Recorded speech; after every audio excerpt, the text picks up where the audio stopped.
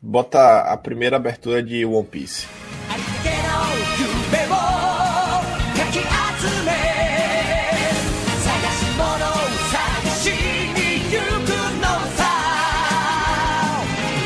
Muito boa escolha, meu. Já gostei dessa entrevista já. Tu assiste One Piece? Assisto até hoje. One Piece é igual Bolsonaro, fala aí, velho. Quando o cara encontra outro que é bolsonarista, fala, meu Deus, velho, X um amigo. Pior que é verdade, é verdade. É verdade mesmo. Maria.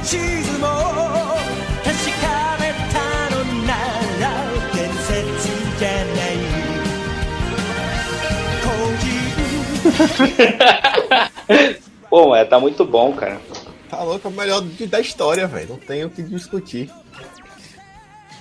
Não, pior, não é pior, mas tipo assim, essa temporada agora, esse arco que eles estão fazendo agora, ficou muito.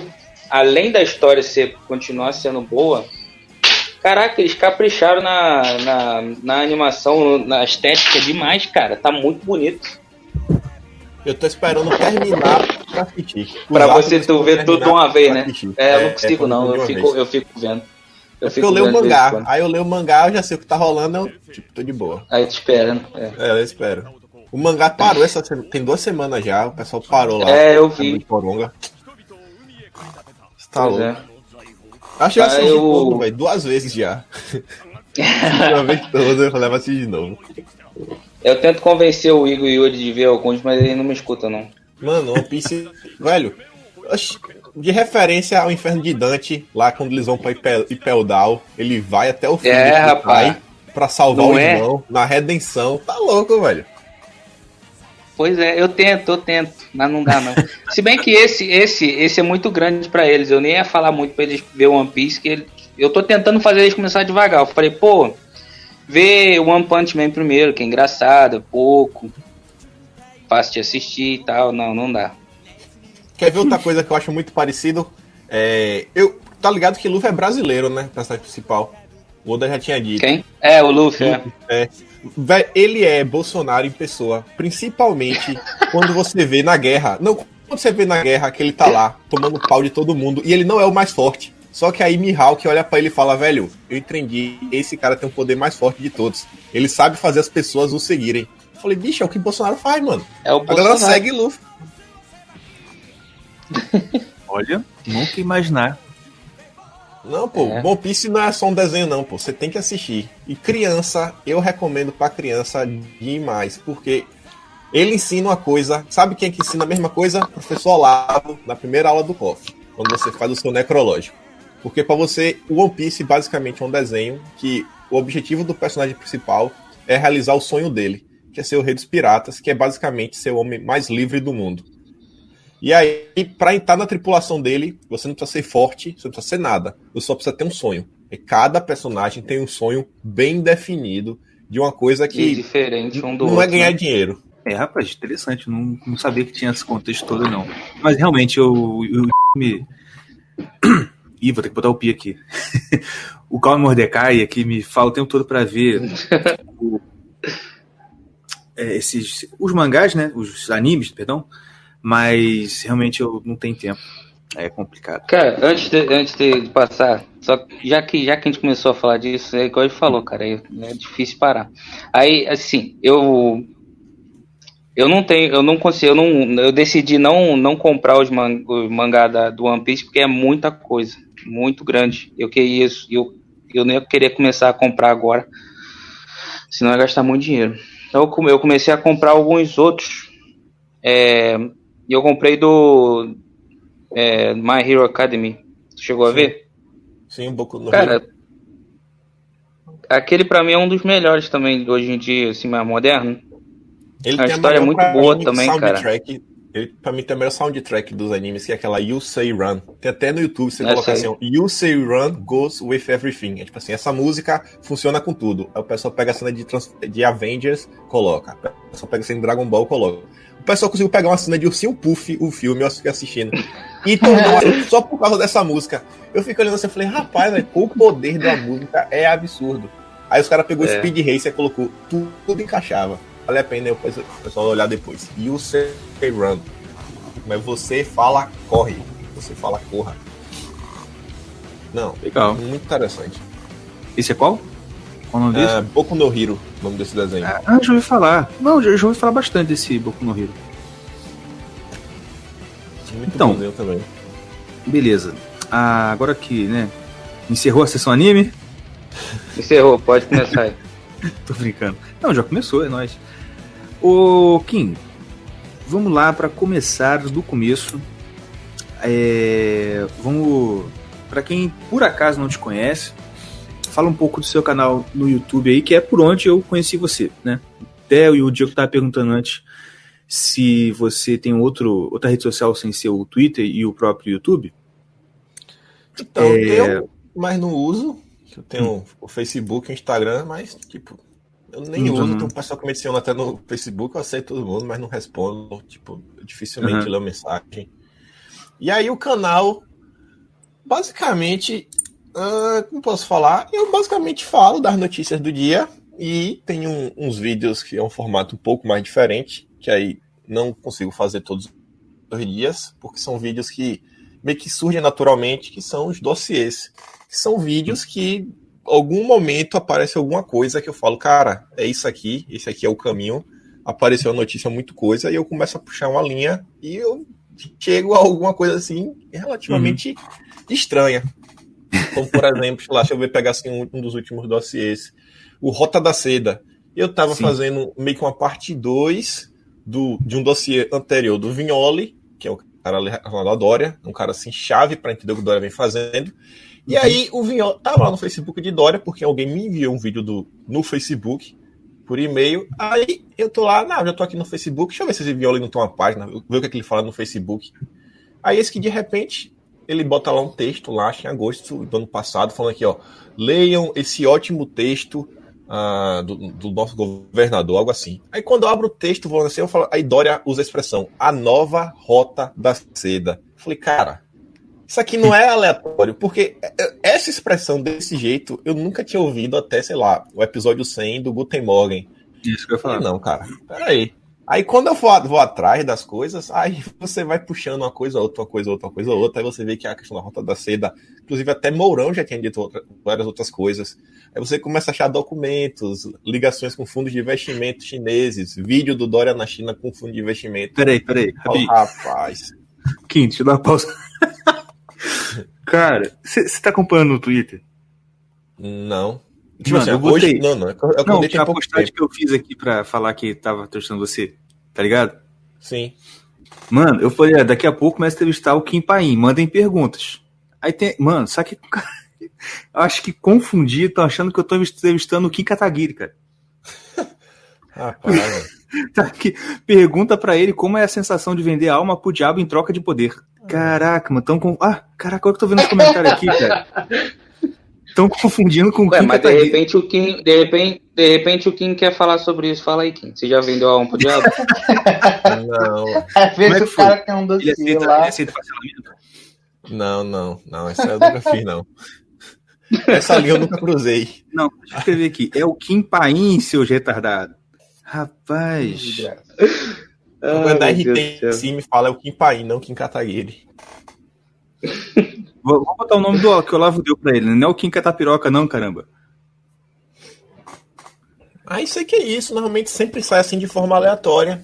Muita gente assim me pede, faz um dossiê disso, faz um dossiê daquilo outro, mas é uma coisa que, tipo assim, tem que vir aquela notícia que o Censor Aranha liga e você fala, cara, é isso aqui.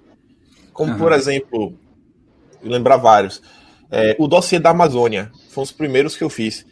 Eu não ia falar da Amazônia nem nada, era no seu básico. Até que uma senhorinha, uma tia do WhatsApp, ela me manda 2 matérias. Ela já deve ter uns 60 e poucos anos. Ela me falou, olha isso daqui, isso não é estranho. Eu acho que ela é contadora, porque ela me enviou o CNPJ da ONG. E ela me enviou uma matéria que falava que a ONG não tinha CNPJ e ia receber o CNPJ de outra pessoa. Eu falei, peraí, essa ONG já tinha CNPJ. Isso aqui tá tudo errado, é a matéria da Veja. Eu falei, não, pô, aqui tem coisa. Aí eu fui atrás pra ver. Aí, essa mesma tiazinha, ela me enviou o CNPJ de Luciano Ayan, de uma empresa que ele era sócio do carinha da MBL. Falei, não, que cara. Isso? Pera aí, pô, que é isso aqui? Aí já deu outro dossiê. Então sempre sai meio que dessa forma. Eu tô aqui de boa na minha e alguém no Twitter solta alguma coisa, eu falo, rapaz, isso aqui tem coisa. Isso aqui tem muita coisa acontecendo. Pô, é vocação jornalística pura, bicho mesmo, né? Porque, né, se você não é um jornalista profissional, acredito eu, mas, pô, o que tu faz nos dossiês é realmente uma reportagem, pô. E eu vou te falar, é muito bom. Eu indico até assim. Eu fiz uma cirurgia recentemente, então eu tive que ficar uns 15 dias praticamente só levantando da cama para ir no banheiro. Então, pô, eu ficava vendo jornal, né? Tipo assim, ligava no Crítica Nacional, pá. Vou te falar, cara, que eu gosto do Crítica Nacional. Eu acho muito legal, eu gosto mesmo. Paulo Ernesto tem um trabalho muito bom. Eu vou te falar, eu não sei se é porque você organiza bem as informações ou o quê, só que, cara, às vezes eu preferia saber do assunto sobre os seus dossiês do que por um jornal assim, entendeu? Tipo um Terça Livre ou um Crítica Nacional, por exemplo. Eu converso muito com o Mauro Fagundes. A gente troca essa ideia de coisas assim aleatórias, às vezes, que não tem nada a ver com política. Aí eu falo, Mauro, eu acho que eu entendi o que é que eu, tipo assim, o que eu sou, sei fazer um pouquinho, que tipo assim, é contar uma história. Eu falei assim, eu falei, você coloca os fatos para as pessoas, tanto faz, a pessoa vai ver, pode passar no da timeline dela, tanto faz. Agora, a forma como você conta os fatos muda tudo, porque você, às vezes, explica uma coisa e a pessoa não consegue entender o peso que aquilo ali tem no debate político atual, o peso que aquilo ali tem como até, sei lá, uma notícia crime. Você fala, isso aqui aconteceu, o cara fala, é só mais, sei lá, alguma coisa aí na história do Brasil. É normal, o Brasil tá no Brasil. Só que quando você vai contando, você vai contextualizando, você coloca o início, meio e fim, aí a pessoa fala, rapaz, entendi, agora entendi. Então eu sempre tenho essa preocupação de assim, qual é a ordem, como contar essa história, por onde é que começa? Começo do meio, vou pro início, depois pro fim, começo do fim, por onde é que eu vou? Então, tento fazer sempre dessa forma, pensar por como eu gostaria que as pessoas me contassem essa história. Entendi. Muito legal, cara. Então, a gente volta nisso daqui a pouco, só para te perguntar uma coisa. Você mora na Austrália, é isso? Sim. Você aceita falar? Sim, de boa. Ah, tá, tudo bem. Deixa eu te perguntar, cara, tem uma curiosidade. Você tá aí, tipo, de estudo, trabalho, você sabe como é que é? Porque, assim, essa coisa toda do corona atiçou muito, acho que em muita gente, né, esse desejo de não morar no Brasil, ou de tentar viver em outro país. Na Austrália é mais difícil, mais fácil do que, sei lá, vamos lá, os destinos que geralmente eu penso, Portugal, Estados Unidos, o que você... Eu acho que, em comparação com Portugal, não é. Com Estados Unidos... é meio relativo, porque nos Estados Unidos acaba tendo muita oportunidade. Inclusive, assim, o cara que quiser meter o louco lá, eu vou comprar um casamento, fazendo rola aqui na Austrália, rola. Não rola mesmo, tipo assim, não conheço ninguém que conseguiu dar uns golpes desses. Então, nos Estados Unidos tem uma coisa. A questão grande da Austrália é que você vir para cá inicialmente é caro. Sim. E aí você tem que ter uma certa estrutura, mas os caminhos são bem delimitados. E também existe já, tipo assim, a oportunidade de você já sair direto, já com visto permanente. Eu até dei no passado pro Lindex, que aí, na época do simulacro, que eu expliquei tudo. Tipo assim, detalhei mais sobre visto e tudo, mas em linhas bem gerais. Você pode vir para a Austrália, você tem que vir com visto, é impossível ficar aqui sem visto, como é nos Estados Unidos, você vai como turista e fica lá, que é impossível por diversos motivos, principalmente se ninguém vai lhe contratar para trabalhar, por questão de imposto, que não vale a pena para o empresário. Você vai ter que vir como estudante, que lhe permite trabalhar, ou você já vem com visto de permanência, que aí você tem que procurar ver se a sua profissão está na lista de demanda, e aí se tiver, você tem que alcançar uma determinada pontuação. Alcançando essa pontuação, você pode aplicar para o visto. Aí essa pontuação é somada por sua idade, tipo, quanto mais novo, melhor. Até 35 anos você tem o máximo de pontos. Se você for casado, se a mulher estiver na lista, você ganha pontos. A depender de quanto você tira no teste de inglês, o IELTS ou o TOEFL, esses testes assim, PT, você ganha mais pontos. Se você estudou na Austrália, você ganha mais pontos. Se você tem faculdade ou curso técnico é a mesma coisa, só que se você tiver mestrado, é uma pontuação um pouco maior. Se você tiver doutorado, ganha mais pontos. Se você estudar na Austrália por 2 anos, você ganha também mais pontos. O tempo de carreira que você tem no Brasil também influencia. Então são diversas coisas que esse é o skill de visa. É o visto de habilidades. E aí, ou você vem como estudante, você faz um curso aqui, depois você termina o curso, você meio que aplica para um Graduate Visa, que é um visto que te permite ficar aqui trabalhando o tempo todo sem estudar, aí você ganha mais pontos, e aí tenta aplicar para o skill de Visa, ou então, nesse período, você tenta achar um sponsor, uma empresa que queira ali patrocinar e dar um visto de permanência. E aí você fica por aqui. Ou então e você esse casa visto com alguém. de permanência dura quanto tempo? Aí é para sempre. Uma vez você pega o é? visto de permanência, fica para sempre, e aí depois, acho que de 4 anos, você pode pedir a cidadania. Olha, interessante, rapaz. Mas sim, pelo que eu já tinha pesquisado sobre os Estados Unidos, eu acho que é mais fácil do que para os Estados Unidos, né? É, e não é. Porque também não é tão simples assim. E, tipo assim, o grande problema é caro. Por exemplo, você pensar em fazer uma faculdade aqui, só se você já tiver dinheiro no Brasil. Você não consegue pagar morando aqui. Tipo assim, até daria, mas como você tem que estudar, você não vai ter tempo. Então, tipo assim, no final das contas, meio que não dá. Você tem que ter alguma coisa assim muito fenomenal, sei lá, ter um trabalho assim, que você trabalhe de casa, poucas horas, ganhe muito dinheiro, porque é extremamente caro. Você vai gastar, sei lá, por ano aí, na melhor das hipóteses, uns $20 mil só em pagando faculdade. Você tem que pagar antecipado. Todo ano $20 mil. Então, é muito difícil. Já o curso técnico você consegue. Você consegue fazer o curso técnico, tudo. Mas é aquela coisa, o tempo todo naquela agonia, tem que trabalhar, tem que juntar dinheiro, tem que pagar o curso, tem que arranjar algum trabalho na área, pegar experiência, resolver os problemas da vida. Mas, tipo assim, pra quem tá no Brasil, também não muda muita coisa. O Brasil é selva de pedra. É verdade. Entendi, rapaz. Então é o seguinte, falando um pouquinho aqui dos dossiês. Você falou que um dos primeiros dossiês que você fez foi o da Amazônia. Acho que foi um dos primeiros que eu vi também. Sim. Mas você já tinha o canal antes ou você já... Já como é que fala? Já tinha um canal antes. O canal, ele era basicamente o canal para eu falar de algumas aleatoriedades que eu queria falar. Inclusive, o primeiro vídeo do canal é um vídeo... Um vlog mesmo, né? O primeiro vídeo é falando de One Piece. Mas não vou botar nada de One Piece, do anime. Ah, tá. É o primeiro vídeo do canal. Porque, na verdade, esse canal, eu já tinha um equipamento, porque eu tinha outra ideia. Eu tinha uns amigos que a gente bate um papo por WhatsApp. Na verdade, assim, eram 2 amigos. Não era mais do que 2, não. E aí eu sempre batia papo com eles. Um deles é muito bom no sentido de falar, velho, na moral, tu teve um papel fundamental na minha vida, que tu tem uma capacidade de ouvir muito boa. Ele realmente para por ver e tem interesse em ouvir o que você tem a falar. E ele se interessa por essas paradas de filosofia e por aí vai.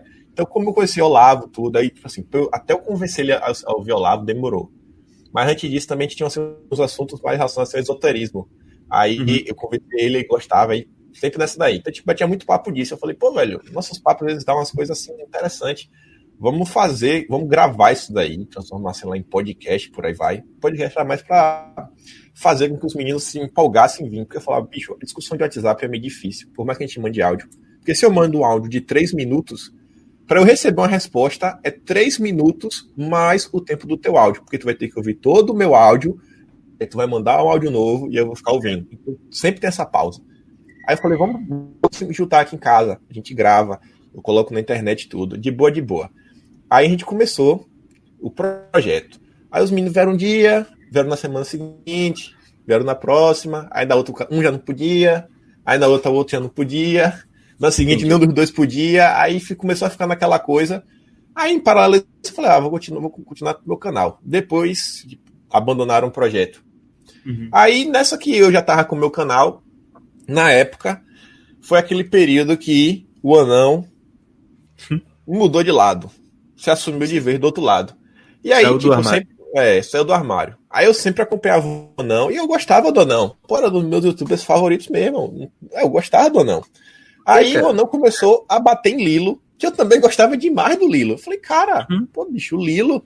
E aí ele fez um vídeo, que pra mim foi o limite, foi quando ele pegou uns prints de Lilo pra falar que Lilo tava atacando ele.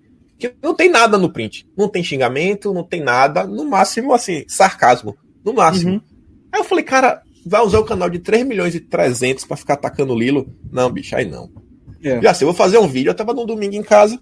Falei, vai fazer um vídeo. Aí eu fiz um vídeo assim que era Aras, Augusto Aras. Ele repetia várias. Eu cortei vários vídeos assim, coloquei.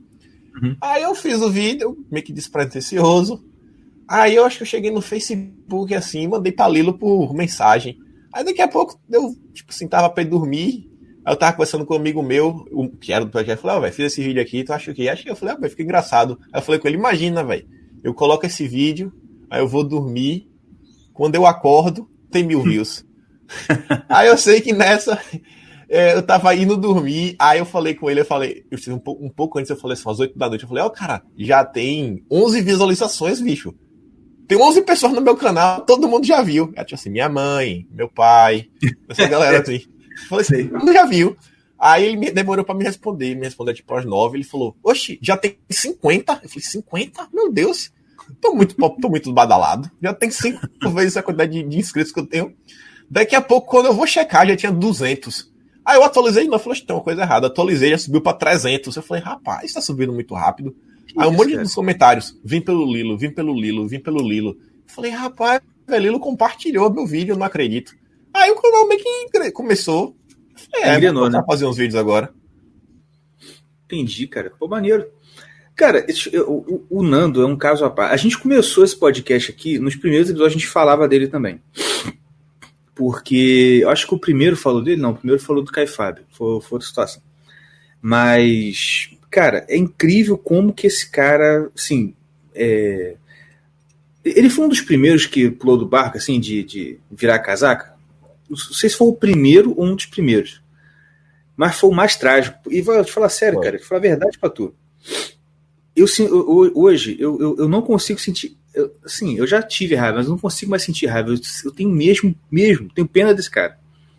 Que você vê na cara dele, nos olhos dele, aquela coisa que é sem vida, sabe? É tipo assim, cara, o cara tá muito na merda. E eu sei que, por exemplo, né, você falou que você é amigo do Mauro, né? Você conversa muito com o Mauro Fagundes. E eu sei que ele abusa a questão, e parece até que o Mauro falou que vai processar ele mesmo. Fiquei muito feliz, inclusive. Mas ao mesmo tempo que eu sei que eu não tô dizendo que eu tenho pena dele no sentido de que como pode dizer? Eu relevo as merdas que ele faz. Eu não relevo. Só que, cara, me dá uma pena, cara. Sabe aquela coisa que você vê que o cara tá se afundando na merda e não vai sair, entendeu? Não, sair não sai mais, não. Não sai mais. Absurdo. Muito absurdo. Não... Sabe por quê? Eu conversava isso com um pessoal aqui antigamente. Se você vê, o Nando, o Felipe Moro, até escrevi um texto muito tempo atrás, que foi para um site, mas o site já não existe também, que analisando assim, um pouco da semelhança entre o Felipe Moura Brasil e o Nando Moura. Eu brincava que é a família Moura, né? Tipo assim, que como que se você reparar, claro que eu imagino, né, que tem alguma coisa por trás aí que a gente não sabe o que é. Agora com o Nando a gente sabe mais ou menos o que é, né? É um certo veveco que está lá por trás. Mas, além disso, a gente vê que eu percebo o seguinte: se reparar, tem um certo padrão aí. Tanto o Felipe Moura Brasil quanto o Nando Moura, se você reparar, eles fizeram tipo assim, eles têm uma versão de um acontecimento na cabeça. No caso do Nando Moura, o Bolsonaro nomeou Aras. Aras tem ligação com o PT. Aí pra ele, Bolsonaro traiu. É a versão dele lá. Bolsonaro traiu porque botou um petista lá. O tempo passa, o pessoal, poxa, cara, discordo. Acho que isso aqui e isso. Olha essa parada. Olha o que o Aras fez. E ele não arreda da versão dele. Mesma coisa com o Felipe Moura Brasil. Ele tinha lá a situação... Lembra que, pelo menos assim, o ponto culminante daquela parte, de todas, o início, né? O ápice da traição do Felipe Moura, o primeiro ápice, eu acho, depois dele fazer aquela matéria, antes de fazer aquela matéria porca das fake news, antes ele levou o Bebiano lá no Pingo nos Is, lembra? Sim. E foi a mesma coisa. Ele tinha minha fonte, a versão do Bebiano é tal, e defendeu aquilo. Eu acho até que depois ele viu que aquela versão dele estava furada. Só que entrou a parada do orgulho. Entendeu? O orgulho falou assim, ó, eu vi, tipo assim, vi que tô errado, mas não vou arredar o pé, não vou admitir. E aí foi nesse ciclo vicioso, né, cara? Essa questão aí do Bebiano, só colocar uma coisa, que é uma coisa também interessante dos vídeos. Muitos dos vídeos que eu faço, tipo assim, eu falo uma coisa hoje, pra mim já faz sentido, aí às vezes passa uma semana, um mês, aí aquela coisa começa a fazer muito mais sentido. Que isso daí, o Bebiano foi uma delas. Por quê? Eu noticiei a primeira ida do Bebiano, sei lá, em um determinado momento, acho que o segundo dossiê que eu falo da Jovem Pan, que foi uma thread que a Cássia tinha feito, a Cássia Noronha no Twitter, e ele tinha ido lá dia, se não me engano é 19 ou é 20 de fevereiro. Sabe o que aconteceu naquela data? Foi o vazamento dos áudios, correto? Do Laranjal do PSL. E sabe o que mais aconteceu? Algum evento assim, em relação da Jovem Pan? Consegue lembrar? Não, tô lembrando não. No mesmo dia, saiu uma matéria do Diário do Centro do Mundo falando que Felipe Moura Brasil tinha assumido a diretoria de jornalismo da Jovem Pan. No mesmo dia. E ele vai. Aí depois, aí você começa a ver como as coisas começam a juntar. Sai o áudio do PSL, Bebiano vai. Ele foi na época nos Pingos nos Is, não foi? Acho que foi. Depois, a gente teve aquele episódio do delegado Valdir. O Valdir vazou numa quinta-feira. O que é que aconteceu na sexta-feira? Bebiano estava no 3 em 1. No dia seguinte, mais uma vez. Quem estava no Pingos nos Is foi Julian Lemos. Na segunda-feira, Joyce estava no Pânico e à noite Joyce foi na TV Cultura. Você vê, exatamente no mesmo períodozinho. E aí que você, coincidência, teve depois o caso dos panetones, de Flávio. No dia seguinte, quem estava no Pânico dessa vez? Gustavo Bebiano. Sempre tinha um escândalo do governo Bolsonaro. No dia seguinte, Bebiano estava na jornada. O dia seguinte. Aí você vê assim, cara, isso aqui não é aleatório. E aí Bebiano, que tinha virado meio que homem do Dória, lá no Rio de Janeiro. Aí você vai juntando todas as pecinhas, você vai falando, cara, isso aqui não é aleatório. Isso aqui não é aleatório. Não, mas o que eu te falei, você percebe que foi o mesmo padrão de comportamento. Sim. E aí os caras, pô, é o que eu falei, o problema todo dessa galera foi essa vaidade que subiu a cabeça e os caras, pô, se perderam mesmo. Tipo assim, dane-se todo mundo e foi, tá na merda aí. Em relação a Covid, coronavírus, o vírus chinês, eu vi que você fez alguns vídeos aí sobre aquela... Não, eu não sei se você... Eu não tô lembrando agora se você fez um vídeo sobre o que aconteceu, a reportagem da Epoch Times, mas eu sei que você cita essa reportagem em mais de um vídeo. Sim. Certo? Se tem certeza, já dá para dizer com certeza que foi fabricada essa porcaria? Cara, tipo assim, o que eu tava olhando depois, né? Tipo assim, tem uma parte do vírus lá, que é uma proteína XYZ. Agora eu só não parei para olhar, mas nenhuma, tipo assim, mesmo na possibilidade mais simples, já dá errado, que é tipo assim, se isso está ligado a uma cadeia de RNA, que aí você vai trabalhar com, sei lá, 4 possibilidades, né? Citosina, timina, glicosina e o outro lá, CT, CGA, aquelas quatro coisas que você junta aí para fazer o DNA, ou se era uma proteína que você vai juntar aminoácidos. Como é que você tem 4 pedaços que são idênticos ao pedaço do vírus da AIDS? Sendo que, exemplo, o que eu tô falando assim, a questão da impossibilidade. Você tem uma fileira, você tem, sei lá, uns 20 espaços, você tem que acertar cada um desses 20 espaços de 1 a 4 posições. Você tem 4 opções, na melhor das hipóteses, a gente vai trabalhando com RNA. Você vai ter 4 opções. No espaço 1 é para usar o quê? De 1 a 4, você tem que acertar de 1 a 4. No espaço 2, você tem que usar o quê? De 1 a 4. No espaço 3, pelo menos 20 espaços desse. Bota-se uma proporção de matemática, sei lá, que vai dar o quê? 4 elevado a 20. Quanto é que vai dar isso? Qual a possibilidade disso acontecer na natureza? Em um espaço, você tem 4 sequências iguais. E se você estiver trabalhando a nível de aminoácido, por proteína, você tem 20 aminoácidos diferentes. Então seria 20 elevado a 20. Qual a possibilidade de uma mutação natural isso acontecer? Nenhuma. Nenhuma, é zero.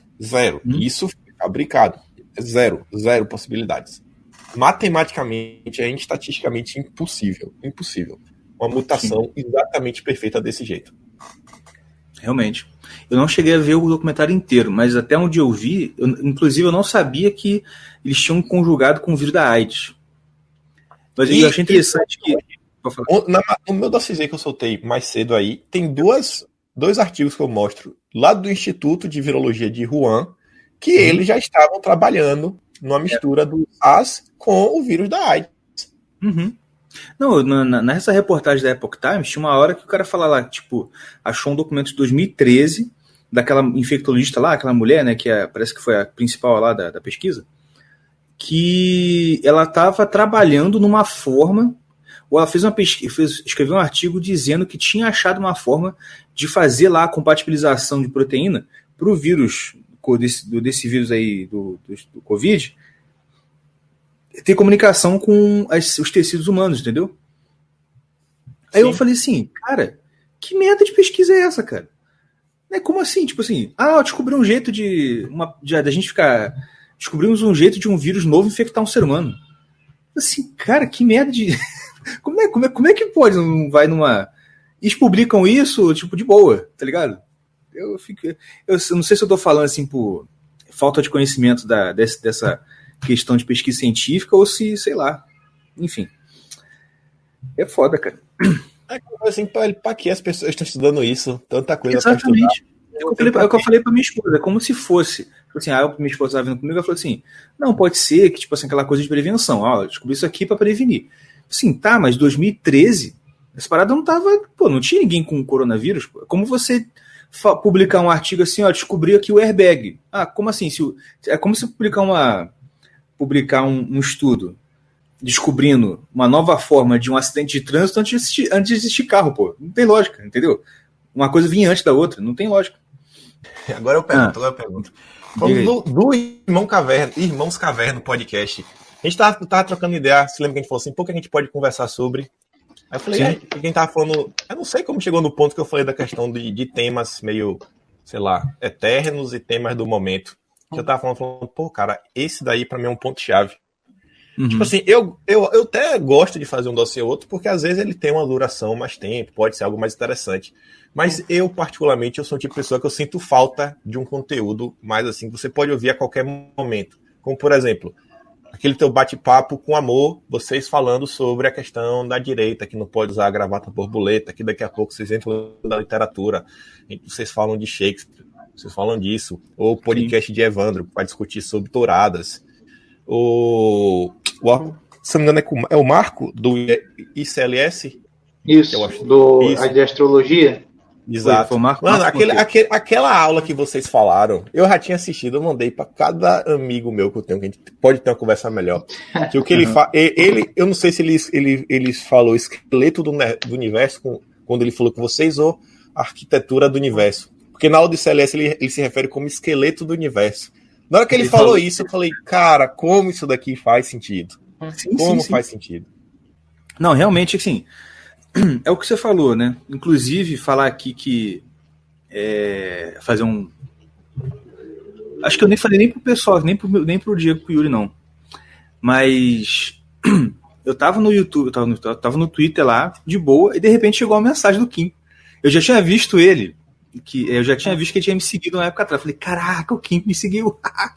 Mas eu me controlei, não falei nada. Porque eu não gosto de ficar igual tem gente que fica, fulano me seguiu, sabe? Eu grito aqui, mas não grito no Twitter. Ele grita pra gente. Mas se você não gritei, não. Aí cheguei lá, pô, caraca, me seguiu. Aí daqui a pouco mandou mensagem, né? Você falou do projeto do Mari Libero, né? Qual é esse daí que você disse? Do ICLS? O SLS é qual? Não. Quando você me mandou a mensagem no Twitter, você tinha... não, eu falei de você, que você tinha falado, você tava pensando em dar umas aulas, não sei o que. Eu falei, cara, isso. Tu tem jeito pra falar. E aí, tipo assim, eu achei muito legal, até comentei com a minha esposa isso, que, cara, foi muito legal porque talvez seja até já um pouco dessa cultura não brasileira que você já tá tendo aí na Austrália. Que é a cultura de incentivar a galera quando ouve um projeto, sabe? Se você está precisando fazer uma coisa, você, pô, cara, legal, vai em frente. E isso é uma coisa que a gente realmente não ouve. Tipo assim, a gente não tem muito essa coisa de ser incentivado a fazer alguma coisa, tá ligado? E, então, obrigado, foi um ânimo mesmo para eu tocar esse projeto. Mas quando você falou isso, realmente é uma coisa que a gente tenta fazer. Porque a gente começou a falar, por exemplo, até quando a gente falou de um assunto do momento, que foi na época quando o Caio Fábio foi na Jovem Pan, a gente tentou falar, mas de uma perspectiva de fazer uma aplicação que servisse, como você falou. Mesmo que a pessoa ouça daqui a muito tempo, ela vai entender ali, vai ser útil, né? Sim. Porque, querendo ou não, né, cara, a gente é muito influenciado pelo pai de todos dos podcasts da direita, que é o Flávio Morgenstern, né? Sim. Que isso é o norte do podcast dele, né? Sempre tratar de assuntos, ele sempre brinca, né? Sempre voltando para a Grécia Antiga ou o Antigo Testamento. A Bíblia. Né? Porque, de fato, isso é muito importante. Mas eu vou te falar, apesar das aulas do Evandro, que ele dá aqui, porque não é uma entrevista, não é uma aula. A gente fica só ouvindo ele falar e, nossa, e tal. Apesar do Evandro ser... Inclusive, eu tava pra falar um negócio, cara. Eu vou lançar aqui. Eu acho que o Irmãos Caverna é o podcast que o Evandro foi mais vezes, cara. Se você contabilizar... Cara, foi muito. Eu não sei, mas eu quero acreditar que sim. Mas, enfim, apesar do Não, Evandro já ter... Acabou, tá lançado. Está na internet porque é verdade.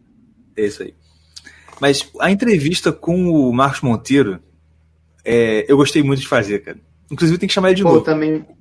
Eu também, cara, eu tenho maior vontade de chamar ele de novo, foi muito boa mesmo. E eu acho, tipo assim, foi uma parada que ninguém fala, sacou? Tipo, foi um troço que, sim, tipo assim, é meio tabu de por exemplo, principalmente da intelectualidade, de não aceitar esse tipo de conhecimento. Não, com certeza. Por exemplo, hoje aqui estava tendo esse homeschooling deturpado, forçado que a gente está tendo em casa. Teve lá, dever de ciências, falar ou estudar sobre sistema solar. Aí eu tô lá. Aí compraram bolinho de isopor, fazer os planetas e pau. Aí depois que armou, eu fui falar assim, olha, aí fui falando dos planetas e fazendo as referências astrológicas dos planetas, né? Sim. As crianças entenderam, entendeu? Por quê? Eu já mostrei, por exemplo, a Catarina, eu já mostrei para ela onde é que fica a Vênus no céu, o que eu já consigo identificar. E quando eu falei, eu mostrar, falava assim, olha como é que é bonito o Vênus, olha, tá vendo? Não é bonito pra caramba? E realmente é muito bonito você ficar olhando. Às vezes eu volto do trabalho de moto, cara, eu fico olhando, tem hora que eu tenho até ficar, porque às vezes você fica querendo olhar muito tempo o treco, né, enfim. E aí eu mostrei pra ela como é bonito. Aí fui falar, Vênus é um planeta, e é um planeta que faz referência à beleza feminina, ao belo e tal. Ela falou assim, realmente, né, porque é bonito. Ela já fez a ligação, entendeu? Sim. Eu ia falar que eu uma vez, eu cheguei, o pessoal falando do processo do que eu fui lendo e obtendo de locais diferentes, e todo mundo explicou certo ou não, aí já é dos 500, mas uma explicação sobre essa questão da censura das palavras, sabe, o controle das palavras, como explicar isso através de uma explicação planetária, astrológica, usando o tarô e a cabala ainda, que eu no final falo, pô, agora eu entendi, agora realmente faz muito sentido. Uhum. Até o nome alfabeto, ele vem do hebraico, né, que é do Aleph e Bet, dos primeiros caminhos até da árvore da vida. Aí você fala assim, você fala, caraca, bicho, que ele dá a explicação de todos os planetas, tudo, você fala, pô, agora eu entendi, agora realmente fica muito claro que a gente não pode deixar que nossa linguagem seja controlada, senão ele está controlando sua mente. Com certeza, com certeza. Não, isso aí, cara, te falar, é muito real, porque por exemplo, vou dar um exemplo aqui de casa. A gente aqui, eu tenho o costume de ler mais e eu tô tentando influenciar minha esposa a ler mais. Ela já lê, só que a leitura que ela faz é sempre aquela leitura de instrução, sabe? Por exemplo, ela tem muito interesse sobre a educação de filhos e tal, família, então ela lê muito esse tipo de coisa. Claro, pais e filhos, não sei o quê. Enfim, até tem um muito interessante sobre bebês que ela leu na época que a gente tinha a primeira nosso primeiro filho, que depois eu vou descobrir que o cara que escreveu é um baita pediatra conservador, muito conceituado. E aí eu sempre falava, pô, amor, vamos ler literatura. Só que como a literatura é aquela leitura, romance, ficção, é aquela coisa que você tá lendo e pensa, pô, não serve pra nada isso aqui, né? Você tá lendo a Odisseia, pô, porque pra que eu vou, né? É igual aquela pergunta de equação de segundo grau que criança, que adolescente faz, né? Né? Essa cena do Ulisses furando o olho do Polifemo na minha vida. Aí você pensa, pô, não tem utilidade nenhuma. Só que, cara, eu sempre falo, você tem que insistir nisso como se fosse, cara, como se fosse mágica. Só ler. O que aconteceu? Depois de eu tentar, de eu ser influência, e ela começar a ler um pouco de literatura, ela veio me falar, cara, incrível como que agora eu tô entendendo muito melhor os outros livros. Eu não sei nem porquê, mas eu tô entendendo melhor. Porque é o que você falou, porque você treinando a leitura de poesia e de obras de romance, ficção e tudo mais, você, cara, não sei, ativa alguma coisa no seu cérebro que melhora a sua compreensão. Sim. Quer ver uma curiosidade também interessante? Que nessa aí você se conhecer, se você conhecer a sua história através da literatura, por exemplo, o português. A gente é nossa língua, por aí vai. Aí eu tô aqui, né? Eu falo, não, eu quero aprender o inglês melhor. Vou comprar uns livros da literatura clássica. Agora eu vou ler inglês. Aí eu, né? Eu não quero comprar qualquer livro. Quero comprar a capa dura pra deixar aqui bonito. Quero olhar assim na estante e falar, rapaz, eu sou inteligente. Pra fazer o estante real como se fosse o aqui que você usa. Aí eu achei uma senhora vendendo uns livros, tipo assim, 10 livros. Não, era 8 livros por $100. E tipo, as obras completas de Shakespeare, volume 1 e volume 2, tipo assim, 2 livros grandes. Aí eu comprei a Odisseia, a Ilíada, Crime e Castigo, a Divina Comédia, As Viagens de Marco Polo e Mil Anos de Sherazade. Todos esses livros, ela tinha todos. Eu falei, velho, quero todos, pode me dar todos aí. E aí, antes de eu encontrar com ela, eu tinha feito encomenda de Macbeth Shakespeare. Mas aí, como ela tinha a obra completa, eu falei, comprar tudo. O Macbeth Shakespeare tinha comprado, que ela tava tão barato no eBay, que quando chegou, ele não falava que era, tipo assim, uma história em quadril nem nada. Era só um livro. Tipo assim, era um livro eu achava que era um livro, mas era um livro de história em quadrinho. Aí chegou primeiro, eu comecei a ler, porque essa aqui é rápido, tem umas, sei lá, 100 páginas no máximo, tipo, esse estilo comics mesmo. E aí, eu parei pra ler, tipo assim, eu terminei a primeira página, falei, aí eu falei assim, será que esse livro aqui tá em inglês mesmo? Porque tá meio estranho, eu não tô conseguindo entender nada. Que palavras são essas aqui que ele tá usando? Eu nunca vi isso. E aí, toda a página tinha um glossário já embaixo. Não era nem no final do livro, era embaixo. Tipo assim, não dá pra ler. Aí eu falei, cara, não dá. Aí eu continuei, forcei, terminei de ler. Aí eu comprei o livro dessa senhorinha, era um livro antigo, da década de 70. Aí eu peguei e falei, deixa eu ver que eu vou começar. Vou começar por 1001 Noites. Porque 1001 Noites, o Sherazade, vai ter várias histórias, então não vai ser um negócio cansativo. Eu leio uma história, daqui a pouco já começa outra, por aí vai. Tá, beleza. Aí eu pego o livro e falo, rapaz, que palavras são essas daqui que esse pessoal tá usando? Porque, por exemplo, você pega uma palavra normal, um verbo, sei lá, have, que é ter. O pessoal não usa o have com H-A-V-E e não existe has, que é para terceira pessoa. O pessoal usa H-A-T-H. Uma contração do verbo que não se usa mais. Eita, que é uma contração para segunda pessoa. O inglês utilizava a segunda pessoa. Tinha a segunda pessoa no passado, no inglês mais arcaico. Até a década de 70 ainda tinha. Aí beleza, eu comecei a ler. Daqui a pouco, começou a ficar mais fácil do que o inglês normal. Depois de, sei lá, uma semana lendo. Porque agora você estava lendo um texto e você começava a ver que o inglês, que você está acostumado com aquela estrutura bem travada, que sempre tem que chamar, né, o sujeito para você saber se está falando, sei lá, eu ou você, porque o verbo só tem 2 possibilidades. Agora você não precisa colocar o sujeito, porque os verbos ele tem uma contração específica para a primeira pessoa do singular, para a segunda pessoa e para a terceira pessoa. Aí você fala, pô, isso aqui não se usa mais no inglês hoje em dia. A segunda pessoa, quer dizer, o final da segunda pessoa é EST, e para a terceira pessoa é TH no final. Aí eu falei, pô, pá, tá massa. tô entendendo. Aí eu fui lembrando que esse pessoal falar também que, sei lá, que Shakespeare, esse pessoal, às vezes que é muita questão do teatro também. E você vê aquela questão da declamação. E o livro do Meio à Noite tinha muitas poesias também. Aí chegou num tempo que tinha uma poesia que eu falei, cara, eu entendi como o inglês perdeu a capacidade poética dele de uma forma absurda e o pessoal não entendeu. Porque a poesia, a gente parte do pressuposto que tem a questão da rima. Você sempre rimar no final da frase. Sim.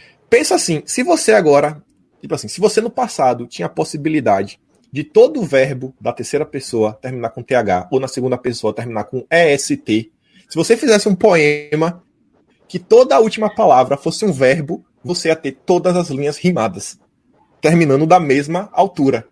E aí esse era um poema que todo final era um verbo que terminava, sei lá, na segunda pessoa, com EST. Então terminava sempre com EST, ST, ST, ST, ST. Eu falei, cara, olha como fica sonoro. Aí disso daí começou a me surgir um interesse, falar, pô, será que era por isso que Shakespeare era tão famoso? Aí eu fui atrás de Shakespeare, né? Falei, pô, por que Shakespeare é famoso? Aí fui fazer uma pesquisa no Google. Aí eu descobri que Shakespeare é tido assim como um grande, sei lá, literário, por aí vai, porque do inglês ele criou mais de 3.000 palavras, que dessas aí a gente usa, sei lá, 95% até hoje. Palavras comuns, como, por exemplo, sei lá, manager, que é, sei lá, gerente ou gerenciamento, depende do contexto que for usar, sei lá, hurry, que é, sei lá, apresse-se. Palavras que a gente usa no dia a dia mesmo, normal. E além disso, Shakespeare tinha criado várias expressões que todo mundo usa, como por exemplo, o amor é cego, ou isso aqui tá difícil igual aprender grego. Aí eu falei, peraí, o amor é cego? Isso aqui... como é que chama isso? Cara, acho que tem um nome disso, velho. Ditado? Não. Né, que é comum, todo mundo fala. Clichê. É o rei dos clichês. Rei dos clichês. Só que pra ele não é clichê porque ele inventou, mas né? Exato. Eu falei, cara, eu já vi isso aqui, velho. No Brasil todo mundo fala isso aqui. Falei, aí cheguei e falei, não, vamos fazer agora outra pesquisa. Vamos ver quem no Brasil, sei lá, leu Shakespeare. Aí eu fui colocar. Não, calma. Eu coloquei. Escritores brasileiros, sei lá, influenciados por Shakespeare, que leram Shakespeare. Eu coloquei assim. Foi pra escritores, né? Mas... Exato. Não, exato. Aí, chuta aí um escritor brasileiro que leu toda a obra de Shakespeare. Ih, rapaz. Marco Tiburi. Não. Escritor, mano. Escritor. Sei não. Machado de Assis. E aí, agora? Cacete. É claro. Será que essas expressões importadas foram difundidas? Faz um sentido agora? Você vê, pô, o cara aí, o escritor brasileiro mais famoso, era um grande leitor de Shakespeare. Aí com Fala, certeza. rapaz, eu vou te falar, tá tudo conectado. Eu vou ler aqui um negocinho rapidinho. Eu tô lendo Esaú Jacó, baixei uns livros do Machado para ler, eu tô lendo aqui o Esaú Jacó. Tem um texto que é um negócio simples, cara. Só que eu tava falando aqui como que só a escolha certa de palavras, a escolha de palavras que ele faz te abre um leque de assim, você visualizar a coisa, de você, sabe? Aqui, para quem nunca leu, o Esaú Jacó começa, eu também nunca li, eu tô lendo agora. O início é ele falando de duas senhoras que estão indo numa vidente, numa cartomante, sei lá, né, uma cumbinha lá, para saber sobre o filho dela, uma coisa assim, tipo assim, para adivinhar o futuro dela, né? Aí, olha esse trecho aqui, cara, que ele vai descrevendo, né, as moças subindo o morro. Olha que interessante. Aí, tipo assim, as mulheres estavam subindo e tal, né? Aí, deixa eu voltar aqui. Não obstante, continuavam a subir, as duas. Como se fosse uma penitência, devagarinho. Cara no chão, véu para baixo. A manhã trazia certo movimento. Mulheres, homens, crianças, que desciam ou subiam. Lavadeiras e soldados, algum empregado, algum lojista, algum padre. Esse algum, com certeza também é influência do Shakespeare. Some. E aí tá, aí ele fala aqui, todos olhavam espantados para elas, que, aliás, vestiam com grande simplicidade. Mas há um donaire, eu nem sei se pronuncia assim, né? Ou um doner, né? Sei lá. Há um donaire que não se perde, e não era vulgar naquelas alturas. Eu achei esse trecho muito maneiro. O que é esse donaire aqui? É uma elegância, uma graça, uma leveza. assim, cara, olha que muito, cara, que legal, cara. O jeito que ele botou, tipo assim, você imagina a cena, elas estavam subindo, elas eram umas senhoras elegantes, de luxo, ricas, e estavam indo no Morro do Castelo, mas numa área pobre. E todo mundo olhando espantado para elas, né? Tipo assim, nossa, o que essas duas estão fazendo aqui, né?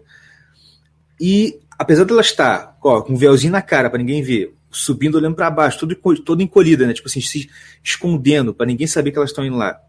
Ele fala assim, que o pessoal ainda assim, mesmo assim, percebeu que elas eram mulheres ricas, né? Percebeu que era gente da classe alta. Por quê? Porque há uma elegância que não se perde.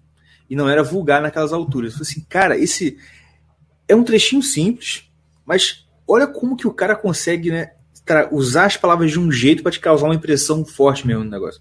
Sim. Mas é foda. E é o que você falou. Isso não tem segredo. É um cara que é influenciado por um grande cara. Entendeu? E o que você falou dele ter criado as palavras, não sei se eu não sei se essa informação eu tô enganado, se você, nas suas pesquisas você soube isso. Mas que ele também, muitas dessas palavras que ele cria, era uma transliteração que ele fazia do latim, né? Ele foi educado naquele molde clássico, então ele sabia latim também. Isso aí eu não cheguei a olhar. Eu tenho quase certeza que eu vi alguém falando que muitas dessas palavras que ele criava era a influência do latim. Porque foi o que aconteceu com os Lusíadas também, né? Luís de Camões. Porque o Lusíadas, que é a história lá das navegações portuguesas, do Vasco da Gama e tal, o pessoal fala que, os Lusíadas, o Camões ali naquele poema, ele fundou a língua portuguesa. E eu sempre achei engraçado falar isso, porque assim, como assim? Antes não falava, o cara escreveu uma língua nova do nada ali? Como é que foi isso, né? Só que o que eu vi um vídeo de um cara explicando? É que, antigamente, você tinha a língua falada lá em Portugal, só que era uma língua muito pobre, muito rudimentar, não tinha toda essa complexidade e riqueza que tem hoje. E quem começou a usar, assim, tipo assim, o português que você ouve hoje, tanto aqui quanto em Portugal, veio dos Lusíadas. Por quê? Tem também centenas e centenas de palavras naquele poema que o Camões criou, que não existia. E como que ele criou? Ele aportuguesou do latim, entendeu? Sim. Eu não sei dizer quais não, mas eu ouvi essa explicação, eu achei muito interessante. Quer dizer, ele é linguagem, né? Hoje em dia acho que perdeu isso, né? Tipo assim, no meu tempo já perdi, hoje em dia tô tentando recuperar alguma coisa, ver se eu consigo ainda. Mas acho que a gente perdeu. Achei um grande problema na nossa sociedade hoje. Hoje em dia, pelo menos, o pessoal assim, se interessa um pouco pela política do dia a dia. Mas eu acho que às vezes esse interesse é muito, sei lá, além do necessário. Até acho que me incluo nesse grupo. Mas esse interesse assim, pela literatura, acho que a gente perdeu mesmo. Acho muito difícil. Perdeu. Eu não sei como voltar. Cara, eu tô tentando assim, na cara e na coragem, porque eu não vou mentir. Eu tô trabalhando. No dia que, na hora que tem uma folga, eu não pego um livro para ler, eu pego o celular para ver o Twitter. E o que eu tô tentando me policiar é de olhar menos o Twitter e ler mais, entendeu? Por exemplo, o próprio Mari Libero, esse outro podcast esse projeto que eu tô para fazer, que eu falei lá, é meio para me forçar a ler mais, entendeu? Tipo assim, vou ter compromisso toda semana fazer um podcast sobre esse tipo de assunto, então eu vou ter que ler. Aí não tem jeito, entendeu? Sim. Mas essa questão de literatura, deixa eu falar um negócio. Uma coisa que me forçou a ler mais de literatura e conto de fadas foi minha prole. Por quê? A minha prole não dorme se eu não contar a história para elas. Eu tenho que estar lá lendo. A do meio, ela ouve as duas primeiras linhas e já dorme. Tá lá, dormindo. A mais velha fica prestando atenção. E, inclusive, quando eu falei hoje dos planetas, olha que interessante. Ela fala, quando eu falei, por exemplo, falei que Vênus é um planeta que simboliza a beleza, que simboliza a mulher. Ela falou, eu já li isso aí eu já vi isso aí numa história. Eu falei, qual história? É daquela de Fábula de Esopo, que eu nem lembro que eu contei essa história, entendeu? Mas ela lembra? A criança lembra, né? A criança fica... Sim. Na cabeça. E é muito, cara, eu vou te falar, bate um orgulhozinho. Por exemplo, eu tenho um bebezinho agora, o mais novo é um bebezinho de 6 meses. E ele é fominha igual o pai. Então, enquanto a minha esposa está dando comida para ele, às vezes, entre uma colherada que ela para e come antes da segunda colherada, ele grita. Ele fica gritando que ele quer mais. E dá aquele gritinho agudo, sabe? Aí a do meio falou assim: nossa, parece o Nazgûl. Lembra do Senhor dos Anéis? Sim. O pior que parece mesmo. Que gritinho. Faz Jesus do céu, parece o Nazgûl mesmo. Já tá aí, né? Se for fazer uma festinha do Senhor dos Anéis, eu ponho uma capa preta nele. Pronto. Nele, é. E vocês, como foi essa mudança, quer dizer, essa entrada na política de vocês? Porque a minha, eu acho que veio um pouco aí até pela literatura.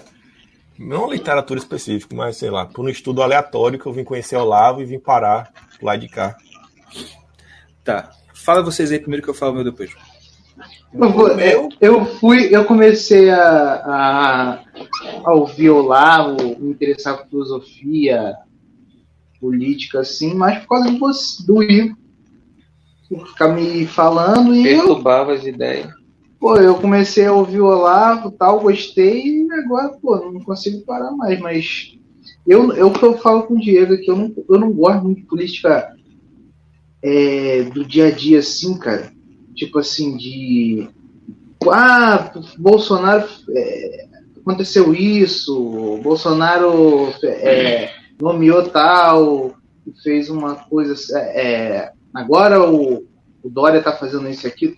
Eu particular, eu sei que isso é importante, mas eu não gosto porque eu não discuto, eu não pego e vou debater, eu não gosto de debater com os outros sobre isso, não é porque eu não gosto mesmo. E tipo assim, eu vejo tipo assim, muita gente ao meu redor gosta muito só desse tipo de política, né?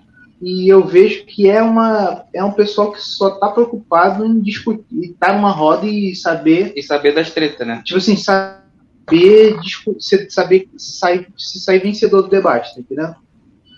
Sim. Mas como eu não me preocupo com isso, eu acabo que eu não me interesso e acabo não me tomando nota também, tá entendendo? Agora, coisas que nem você falou, assuntos mais eternos, assim, assuntos que não serve para o dia a dia, que se eu for tentar discutir... Então, isso que eu falo, se eu for tentar discutir de política com alguém, a pessoa precisa sentar umas 2 horas para eu parar de falar e ela começar a falar. E não vai ter graça conversar. Então eu nem falo, deixar a pessoa lá falar, eu concordo, é legal, deixa para lá, tá entendendo? Mas meu lance... entrada em estudo, nesse tipo de estudo assim, foi mais por causa do Igor mesmo. A culpa é do Igor. O Igor, a gente sentava para conversar e o assunto que o Igor trazia era sempre de política. Então a gente acabava não que a gente sentava depois e ficava tentando descobrir mais sobre política para poder conversar com ele. Quando a gente deixava o Igor falar, ele falava, a gente tentava rebater, se não desse, acabava. Mas é assim, eu não... Fala que eu falava também de filosofia, não é só de política, né? A gente falava de tudo, conversava de tudo. O Igor de nós três é o que mais lê, é o que mais estuda. Em geral. Ele começou, depois que... Bom, isso foi antes. Eu nunca gostei muito de ler, até um certo ponto. Mas aí quando eu comecei a estudar inglês e você precisa de ler muito para, assim, no meu caso, me ajudou muito ler. E como eu não gostava de ler, eu resolvi comprar revista em quadrinho. Então eu comecei a comprar um monte de mangá e um monte de revista em quadrinho que eu achei que eu ia gostar, e acabou que eu gostei muito, para eu poder ter base de conversação, entendeu?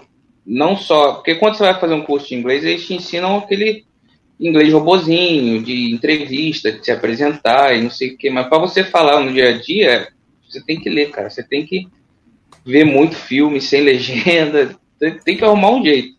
Para enriquecer o vocabulário. Enriquecer o vocabulário, exatamente. Mas não só, tipo assim, porque no curso eles vão enriquecer o seu vocabulário até um ponto, mas não pro dia a dia, entendeu? Aí eu comecei a comprar... Vai falar de quê com o cara? Assunto. Aí eu comecei a comprar revista em quadrinho para eu poder enriquecer meu vocabulário. Agora eu meio que peguei o gosto para ler, entendeu? Agora, política, eu ainda não tenho muito gosto para política, porque eu acho que todo mundo é sujo. Então, é igual, eu tentei estudar direito com o Igor um tempo, e me frustrou muito, cara, porque tudo era assim, vamos estudar a lei. Aí estudava a lei. Aí a resposta certa era exatamente o que não acontece. Se você tem direito a alguma coisa, quer dizer que você não tem aquilo. Aí aquilo me deixou muito bolado, entendeu? Aí agora política eu não gosto muito. Mas eu tento, eu tô comprando, eu tenho alguns livros mais avançados agora. O Igor me doou O Mínimo que Você Precisa para Não Ser o Idiota, do Olavo de Carvalho. Muito bom. Tem alguns em casa, eu estou tentando deixar uma lista de livros para eu comprar depois, quando eu voltar. Mas é isso aí, o Igor acho que foi em parte, o Igor foi o que fez a gente, foi tipo o que deu pontapé pra gente entrar nessa vida de estudo. E tipo assim, no meu caso, é até engraçado. Eu fiz faculdade de Direito e durante a faculdade inteira eu não fui esquerdista assim, militante. Até ensaiei. Não, assim, eu ensaiei um pouquinho. Por quê? Porque eu tava querendo descobrir essa prática. Sim, claro que você sai do ensino médio, você tá totalmente com o cérebro lavado, né? A lavagem cerebral tá perfeita e você é um esquerdista. Aí cheguei na faculdade pública, e aí tá lá estudando, eu gostava e tal. E o que aconteceu? Começou a surgir lá a questão de Grêmio estudantil, né? O DCE, né? Diretório Acadêmico, esse negócio aí. Aí surgiu uma vaga, eu tinha uma amiga que era militante mesmo, ela me convidou, vamos lá fazer parte desse. Eu falei, vamos, pô, então lá, tamo junto. Aí fui. E aí teve uma reunião lá que ia decidir, aquela coisa burocrática. O nosso DCE vai decidir se fica afiliado à Central X ou se vai para a Central Y, sabe? E foi uma coisa que aconteceu lá na UFRJ. Aí eu fui como representante do DCE da faculdade que eu tava. Aí, tipo, beleza, chegou lá, é aquela comunada, é pessoal comuna mesmo. E eu vi que era todo mundo comunista mesmo, eu falei assim, pô, vou aprender aqui, né? Aí, na fila do almoço, na conversa e tal, eu conversava lá com o pessoal perguntando as coisas. E eu lembro que eu fui perguntar assim, como é que é? Me explica aí esse negócio de socialismo e comunismo. Eu fui explicando aquele métodozinho, né? Revolução, ditadura do proletariado, comunismo. Aquela básica, discurso básico lá. E aí, eu cheguei e falei assim, cara, isso tudo bem, é interessante, só eu não acho muito legal essa parte aí de luta armada, né? Meio de sangue, né? É muito bom, não. E a menina já ficou bolada comigo, assim, não, isso que... Aí eu citei na época um livro que eu li do Rubem Alves, que ele contava uma historinha sobre democracia, aquela história tipo assim, você põe um cachorro, aí tira o cachorro, não, você põe um rato, tira o rato e põe o gato. Aí vai a historinha, no final você tá com um elefante na sala. E para tirar o elefante, o que você faz? Põe um rato, aí o elefante sai e fica o rato. Aí você pensa, melhor isso que nada, né? Tipo, ele diz que democracia é tipo isso. Eu achava interessante. Eu contei essa história, mano, a menina falou assim, mas o Rubem Alves é um reacionário, é isso, aquilo. Nem né? Mas enfim. E aí, nesse dia, eu vi o que é o esquerdismo. Por quê? Numa votação, eu tava para votar, e aí eu votei diferente do que o chefinho tinha mandado. Porque a gente vai com a galera, o cara, vocês vão votar assim, tá? Beleza. Só que eu ouvi e eu concordei com o outro lado. Falei assim, não, eu concordo com o outro cara. Mentira! Aí, quem vota com o fulano? Aí, todo mundo levantou. Aí quem vota com o fulano? Na minha turminha, eu levantei. Mano, os caras me olharam. Kim, os caras me olharam com uma cara de morte. Você imagina alguma cena de anime aí pra corresponder a esse momento? Sabe quando o cara olha e vai o close no olho dele assim, tchim! Cara, os caras me olharam assim. Nani? Eu vou morrer! O que entendeu? O quê? O que entendeu a piada? Entendi. Mano, eu tava ali no canto, eu falei assim, cara, eu vou apanhar, sério mesmo. Aí, graças a Deus, teve uma confusão na mesa lá de debate e o foco desviou. Aí meio que amansou. Eu falei, caraca, mano, aí já me deu o primeiro baque, assim, uma desilusão com isso.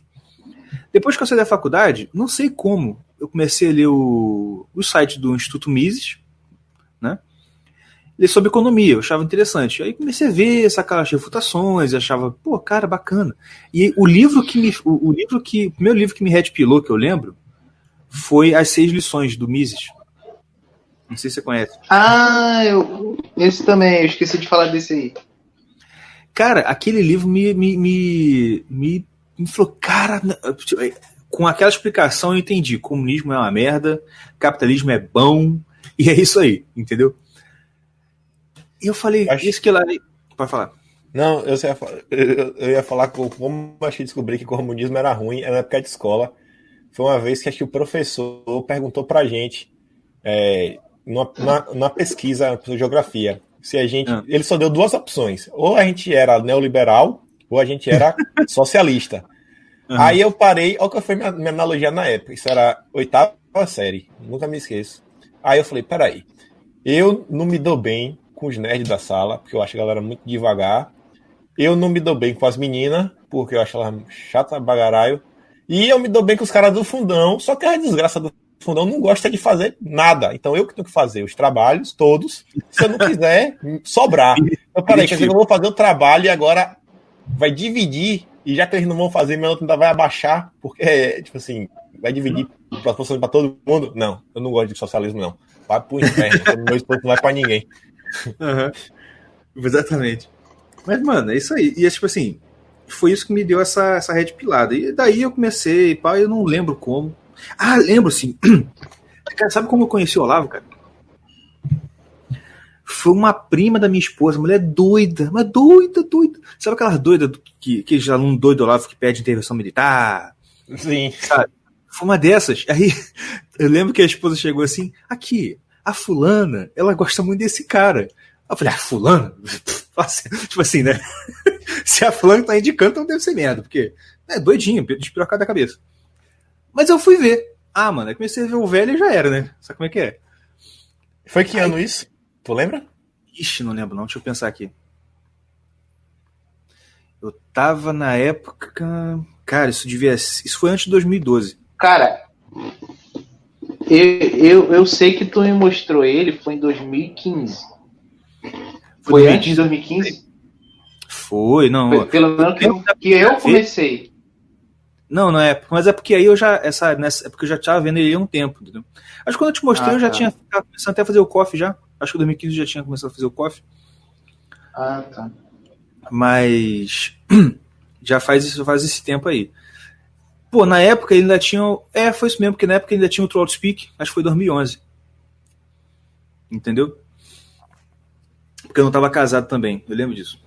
E aí, cara, foi assim, entendeu? Mas... E hoje eu vejo, cara, que realmente a questão do Olavo de Carvalho, que a gente sempre comenta aqui, a galera ainda não entendeu o tamanho do Olavo. Sim. O pessoal, eu fico com raiva quando alguém falando sobre isso. Mano, vocês não estão entendendo, cara. Claro que, e mais raiva ainda quando eu vejo alguém querendo, eu tô refutando. Isso pra mim é o point of no return.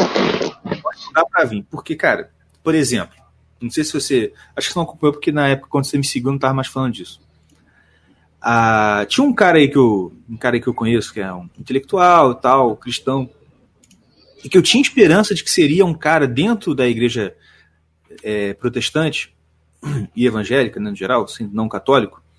Eu achava que seria um cara que daria... Eu falei assim, não, mano, esse cara aqui, ele vai ser uma referência, ele vai ajudar a tanto revelar a galera, quanto ser um cara de estudo, não, um cara referência intelectual.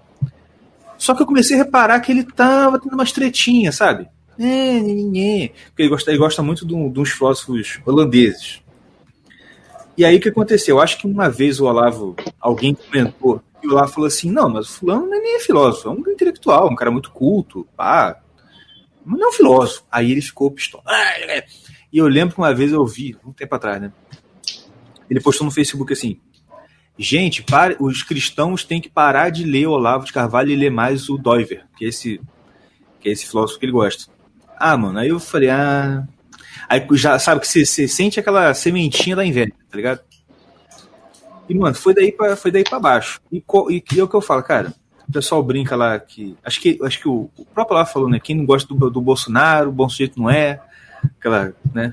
É ruim da cabeça dentro do pé. Mas eu acho que isso aplica no Olavo, cara. Se o cara tem a pinima, se o cara não conhece, acha lá. Ele tem na cabeça só aqueles rótulos. É astrólogo. É isso, é aquilo. É guru. O cara tá na ignorância. Eu até. Tudo bem, vê o cara. Ouve o cara falando. Mas o cara que pega pinima, e principalmente esse cara, que eu ouvi, eu falei assim, mano, você devia, aprender com ele. Na verdade, não foi ele que eu falei com um cara que é parente dele. Eu falei, cara, o fulano de tal, ele tinha que. Se ele se sujeitasse, entre aspas, a aprender com o Olavo, mano, ele ia deslanchar, assim. Porque o cara tem muito potencial. Aí o cara falou assim, impossível. Já conversei com ele, isso é impossível. Eu falei, cara, então não tem como. Porque se rejeitar um negócio desse, essa dádiva divina, que tem um cara do tamanho de um Olavo de Carvalho, que nasceu no seu país, que está escrevendo na sua língua. Na sua época. E na sua época, cara, eu acho muito maneiro. Porque eu também, eu dou muito valor pro Olavo e pela época que a gente vive, de estar na mesma época que ele, cara. Porque cara, o cara é um monstro, cara. Não, é só você ter noção, é só você ter uma noção dos frutos que estão caindo em volta dessa árvore. Para mim, um dos principais, que apesar de não ser muito conhecido, para mim é um dos mais frutíferos e mais assim importantes, é o próprio ICLS. Sim. Aham. Mano, o Gugu, o Marcos Monteiro, a galera toda do ICLS, mano, aqueles caras ali é uma preciosidade aquele negócio. Sim. Não é, cara? Por quê? Porque é um lugar onde se resgata, por exemplo, esse conhecimento aí que foi abandonado, que é esse conhecimento não cientificista, que é inclusive o que faz muita falta para aquele gordo lá, enfim. Não, sabe qual que foi que me fez gostar de Olavo de Carvalho? Foi assim, eu tinha um amigo que a gente sempre trocava meio que figurinha. Eu li um livro, falava, lê esse livro, e aí a gente bate um papo. Aí ele lia um livro e falava, não, agora lê esse daqui.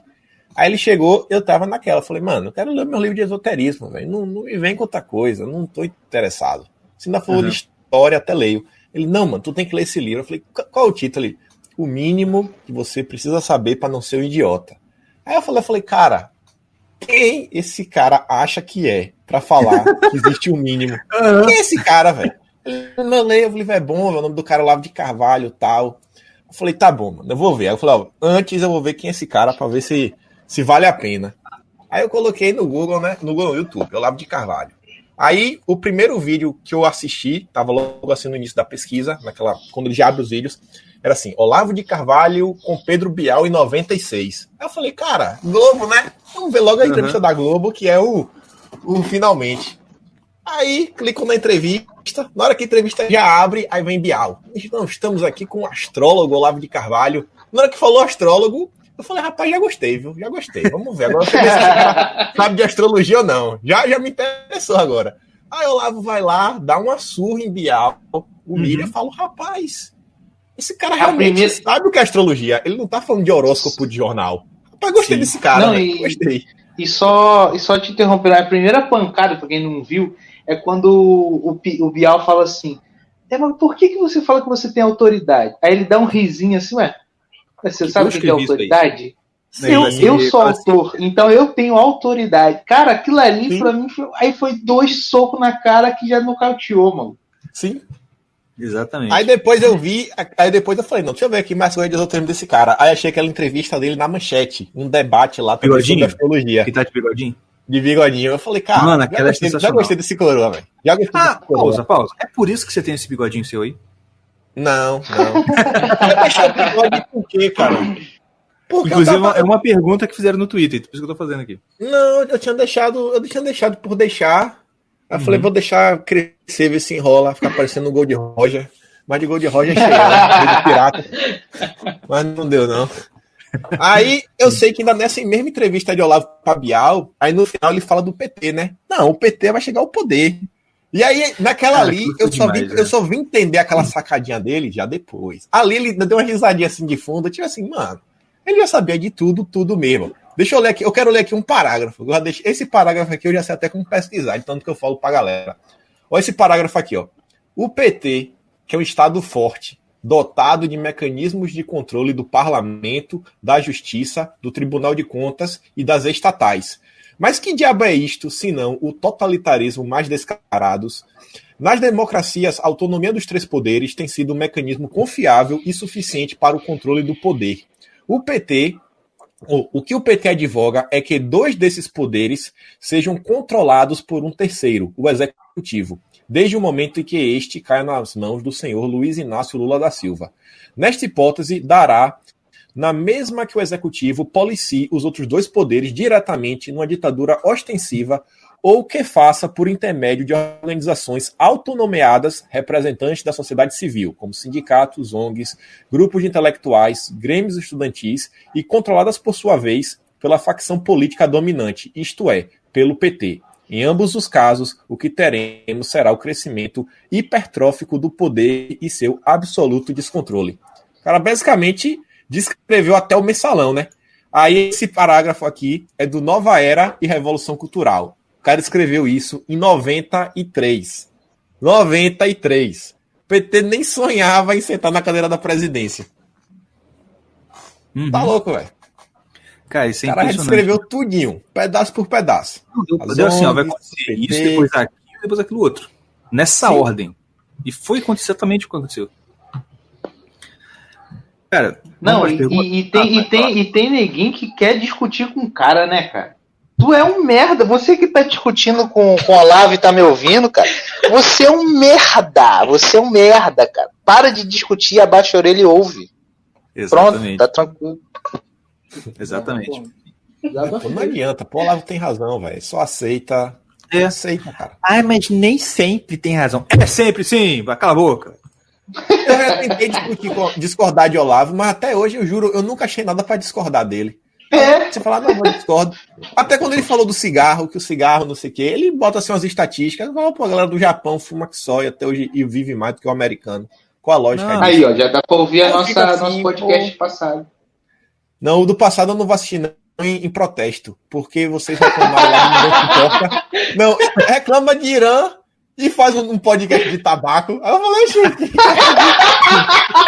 Boa. É que é muito hipocrisia. Não, deixa eu falar. Deixa eu botar aqui. A minha proposta foi o seguinte: a gente falar de tabaco, mas sem frescura. Por quê? Porque o Irã falou: não, tabaco, afegão médio. Tudo bem, você pega o seu charuto de $50. Mano, aí não é, não, pô. Não, cara, pelo amor de Deus. Mas não tô querendo brigar com ele, não, até porque, né, enfim. Não, mas a ideia foi essa. Eu tentei, né? A gente tentou trazer uma perspectiva mais também da questão como os evangélicos pensam sobre isso e também aquela questão mesmo dos estudos, né? Como que tem estudo que prova, que demonstra assim, realmente como que o uso, você ter nicotina no seu corpo, né? A nicotina ela vai acabar te beneficiando, por exemplo, te prevenindo de doenças como Alzheimer, como Parkinson. E foi isso. E hoje, inclusive, está saindo um outro podcast sobre tabaco. Que hoje a gente convidou um cara aí do YouTube, não sei se você conhece, ele não é muito conhecido não, que chama Geoff Swite. Então, quem está ouvindo isso aqui foi o episódio passado, né? Porque esse episódio vai sair depois. Mas, enfim. Só tá faltando agora um episódio, então, de... Whisky. De café e uísque. Pronto. Não, mas aí café, eu sou partidário do café com açúcar. Café sem açúcar. Açúcar ruim pra caramba. Não tem jeito. Café, Não, rapaz, café agora- não foi não, feito agora pra você tem resposta aqui, apreciar, já rapaz. tá- Café foi feito pra você aceitar que a vida tá difícil. Toma um café e fala, putz, minha vida tá melhor do que esse café. Não, agora a gente tem que falar. Não, tava um daqueles podcasts, exemplo, filosofando com Thomas Zimmer. E aí chega no ponto, velho, que o cara chega assim, eles falam lá que, aí sei lá, eles chegam numa situação que eles não têm a resposta, pelo menos eles sabiam que eles não tinham a resposta, tiveram humildades. Mas aí o Thomas lá, não, isso aqui é uma questão só pro Pondé responder. Eu falei, puta que pariu. Eu iniciei agora a referência ao Pondé. Aí não véio. dá. Pondé, velho. Não, bicho, não, pelo amor de Deus. Nunca vou desculpar, mano, esses caras, velho, por ter acabado com ninguém se importa. Acabaram, velho. Pois é. Era o momento que eu tinha, velho, de falar, cara, isso aqui era tudo que eu penso, velho, mas não tenho coragem de falar, velho. Porque minha mãe me Caraca, tu escuta, velho. pensa igualzinho os irmãos. Tu é Porque minha primo, mãe cara. vai Tu me é escutar, primo. velho. Minha mãe vai me escutar e eu não quero que ela se decepcione comigo. O Kim é primo caverna. Já definimos. É, já. tu é muito primo meu, cara. É, velho. Não dá, Mas bicho, não dá, mano. Ali foi muito decepcionante, velho. Muito Cara, decepção mesmo. totalmente. Ali era o momento que eu falava assim, ai caramba, como eu queria estar falando isso, mas não posso. Sim. Entendeu? Não, e teve Exatamente. até uma coisa assim realmente importante que eu aprendi com os caras. Eu aprendi que é uma coisa que o Olavo falava, mas aquela coisa que eu falei até da história. Você contar uma coisa e você conseguir passar o peso da importância daquilo ali. Quando o Olavo de Carvalho falava de Don Quixote, falar, cara, eu sou quem sou, você é quem você é, cara. Seja quem você é. Não tente criar um personagem, não tente ser mais inteligente, ou mais esperto, ou mais burro, por aí vai. Ali os caras, eles eram quem eles eram. E você vê que passa uma sinceridade e você acaba gostando daquilo ali. Aí, tipo, eu venho tentando trazer isso até pra mim, como eu falar no YouTube. E aí, tipo assim, eu vejo, sei lá, meu primeiro vídeo, pro meu vídeo hoje, eu falo, cara, eu melhorei minha desenvoltura absurdamente, porque eu aceitei, velho, que eu não falo o dedo, gerúndio, cagando, andando, ontem andando, é isso aí mesmo, tá achando ruim, chore. É assim, cara, seja quem você é, se assuma, que a vida vai dar certo. Não adianta você querer criar um personagem, você vai soar artificial, você vai ser um liberal. O liberal é isso, é o cara que é artificial. É isso aí. Não adianta. Exatamente. Aí eu falei, cara, os caras eram originais. Seja quem você é. Exatamente. Pô, exatamente, cara, é isso aí. Podemos ir para as perguntas? À vontade. Primeira pergunta, @yuidepirralha. Quem é o próximo candidato do seu partido? Aí, isso ela confundiu com o Kim Catarina. Que é isso aí? Fala, burra. Ah, tá. Pô, nem ouvi. Só um urro só. Enfim, confundiu. Mas qual seria o seu candidato para presidente? Vou mudar a pergunta aqui. Acho que eu sei quem é, né? Pra mim é Bolsonaro. Não existe outra opção. Porque, cara, presidente é liderança, bicho. Tem que conseguir liderar. Liderar é uma coisa que você é líder e acabou. Você não é assim, velho, esse cara vai ser um bom líder. Não, mano. Você é líder e você tem que ter essa habilidade. Bolsonaro sabe fazer o que ele tem que fazer, que é fazer a nação, sei lá, buscar o mesmo objetivo em comum. Bolsonaro aí, eu sou Bolsonaro fanático. Pode xingar aí, passador de pano, gado, acabou. Isso aí. Deripool Bombado pergunta para ele o que acha. Peraí. Pergunta para ele o que ele acha. Qual o próximo nome que pode surgir como ameaça ao Bolsonaro, já que o Dória já morreu para geral? Cara, achei boa pergunta. Não tem, velho. Acho que é uma pergunta que não tem. Não tem. De nome assim, não existe um nome assim que pode falar, não, esse cara aí consegue tirar força de Bolsonaro. Não, até acho Sérgio Moro. Não, isso não. Tipo assim, acho que é o seguinte, mais ou menos assim. Qual é o próximo que vai fazer gracinha? Tipo, o Dória, fez essas merda, o Witzel entrou na dele. Você acha que você tem um feeling assim, tipo assim, daqui pode vir uma merda daqui a pouco? Entendeu? Não de concorrer à eleição, não. Eu tô pensando em tentar atrapalhar e fazer merda igual esses governadores fizeram, por exemplo. Rapaz, não saberia falar. Que tenha poder até para conseguir peitar e fazer ganhar uma notoriedade só se for alguém do próprio governo, algum ministro aí que queira atrair Bolsonaro, mas não consigo por hora ver ninguém. Eu acho que o Mandetta, não sei se foi o último a cair, o último traíra escondido a cair, mas eu acho que depois do que aconteceu com o Mandetta, tudo que tá acontecendo, acho que vai demorar para aparecer outro para querer fazer gracinha, sabe? Ainda mais agora que o Bolsonaro assumiu mesmo aquela, voltei a ser o cara que aquele tem que morrer mesmo, acabou, porra, né? Sim. Próxima pergunta. Cavaleiro Virgem. Se ainda der, qual foi a maior surpresa política de 2020? Maior surpresa. Rapaz, pra mim, assim, a maior surpresa foi conseguir entender a nova esquerda. Assim, entender como a nova esquerda realmente funciona. Porque, tipo assim, beleza, eles são liberais, mas eu não acho que eles são só assim, aquela camisinha de comunista que os caras estão sendo usados. Não, eles realmente fazem parte e se esforçam por isso. Principalmente quando eu comecei a ver assim, os vínculos dos liberais com o pessoal do Renova BR, do Livres e por aí vai, e ver o que esse pessoal defende.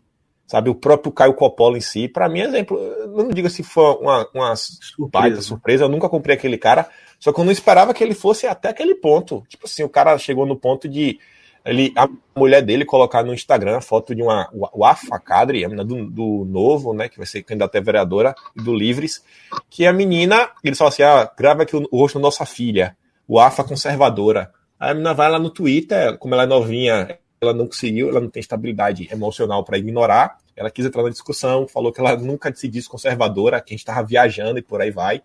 Aí o print é eterno. E aí é uma menina que tem um vídeo falando que o vídeo foi Coppola que fez, não é possível, porque é o mesmo jeito que ele faz os vídeos dele, que ele fez pro Daniel José, que ele fez pro pessoal da campanha dele, o mesmo jeito, com música e por aí vai, que ela tá falando que maternidade não deveria ser obrigação de ninguém. E ela tá defendendo laqueadura e por aí vai. Falei, pô, peraí.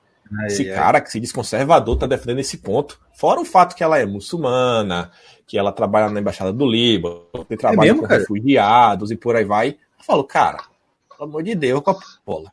E aí tu quer me vender a imagem de conservador. Aí não dá. Pois é. Próxima pergunta. Rodrigo _Jungle. Por que... Olha aqui, se quiser ofender, pode ofender, tá? Não fica inibido, não. Por que a orelha dele, esquerda, é maior do que a orelha direita? E por que mano, essa história é engraçada, velho. Quando eu era criança, bicho, tinha um dos meus melhores amigos. Mesmo? Pô, a orelha, ela não é que ela é maior, pô. Sabe aquele pauzinho que você tem que faz um formato de C na orelha? Tipo a cartilagem? Uhum. Tem, tipo assim, entre a parte de cima e o buraquinho, tem tipo assim uma parte dela que é um pouco mais alto que faz um C. Toda orelha tem normalmente. Uhum. Aí, quando eu era criança, tinha um dos meus melhores amigos, velho. Vinícius, velho. Meus amigos, quando eu era criança, sempre eram mais velhos que eu, tipo, pelo menos 4 anos. Aí eu lembro de devia ter uns 3, 4 anos, velho. Eu chamei Vinícius de viado. Mano, sabe aquela sandália Kenner? Sabe aquela sandália Kenner que você fala assim, cara? Ele arremessou essa sandália Kenner, velho. Bateu na minha orelha, velho. Foi uma dor imensa. Desde então quebrou esse pauzinho da orelha, velho. Caraca, maluco. Quebrou o pauzinho da orelha e ficou nessa. Aí uma meio caída assim pro lado, velho. E é a orelha esquerda mesmo. O cara percebeu mesmo. Olhar bom. Esse aqui apaixonou por você, eu acho. É só uma, velho. Falei, rapaz, até hoje tem a marca da sandalhada que eu tomei. Caraca. Vivi 1230710077822. As chances da China ser punida por espalhar eu acho que já tá sendo, né? Por espalhar o vírus chinês? Eu acho que tem muita possibilidade, né? Os países já estão falando que vão tirar. Muito com esse negócio. Sim. Entendeu? Deu muito errado no fim das contas. Deu muito errado pra eles. Tem algumas aqui no seu também. Deixa eu ver se tem alguma aqui pra gente. Não, tem um cara aqui que repetiu a pergunta, eu vou ler pra ele. Um Brasil estável ao mínimo, política e economia. Como quem avaliaria a possibilidade de uma onda de brasileiros residentes fora do país retornarem? É sábio quem mora fora e viveu sob tecnologias e culturas diversas ter um choque É sabido que... Faltou um que aqui. É sabido que quem mora fora viveu sob tecnologias e culturas diversas tem um choque quando voltar ao voltar e querer melhorar. Eu não sei se eu Cara, entendi a pergunta. eu entendi o que falou. Eu acho que, tipo, sim, eu acho muito difícil, bicho. O cara que saiu querer voltar. Principalmente se a vida deu certo. Eu concordo. Porque, tipo assim, o choque, você quer melhorar, você quer melhorar. Eu acho que normalmente é um padrão. Todo mundo que sai do Brasil parece que começa a se importar mais com o Brasil do que quando estava morando no Brasil. Todo mundo que eu conheço, pelo menos assim, fica mais atento ao que está acontecendo no Brasil. E, cara, o choque é muito absurdo, porque não, tipo, vocês moram, eu não sei que estado vocês moram, eu morava na Bahia. Cara, você vai em Salvador, eu era de Feira, que é a segunda maior cidade. Você vai em Salvador, quando você sai de Feira para Salvador, você pega na BR, você olha assim pro lado, tem um morro lá na casa do Chapéu, que faz uma lombada assim imensa, que você vê uma casa lá em cima, e você sabe que depois que esse morro cai de novo, que tem muito mais casas. E isso já tá pelo menos aí uns 15 quilômetros do centro de Salvador. Aí eu me perguntava, você falou, cara, como que uma pessoa consegue, sabe, viver nessa condição? Tipo assim, ele tem que viver. Tipo, o cara tem que. Eu fico imaginando, o cara não deve ter nem rua. O cara deve ter que sair andando lá do topo até a parte de baixo para poder pegar um ônibus lotado, para ficar, sei lá, mais 1 hora no ônibus, para chegar em Salvador, para poder trabalhar e poder voltar. Tipo, é desumano. E isso, rapaz, eu falei, assim, como é que isso não abala alguém? Tipo, quando eu só fui no Brasil uma vez desde que eu vim para cá, em 2017. Tipo, diversas coisas que para mim eram aceitáveis, tipo, se tornaram inaceitáveis de falar, cara, tá me incomodando essa situação, sabe? Você olhar e se incomodar mesmo, falar, cara, não dá pra aceitar isso aqui é absurdo. Uma coisa assim que na Bahia, pelo menos, era muito comum há muito tempo, que é classe média, no passado era média, hoje em dia tá mais que média alta pra cima, era empregada doméstica em casa.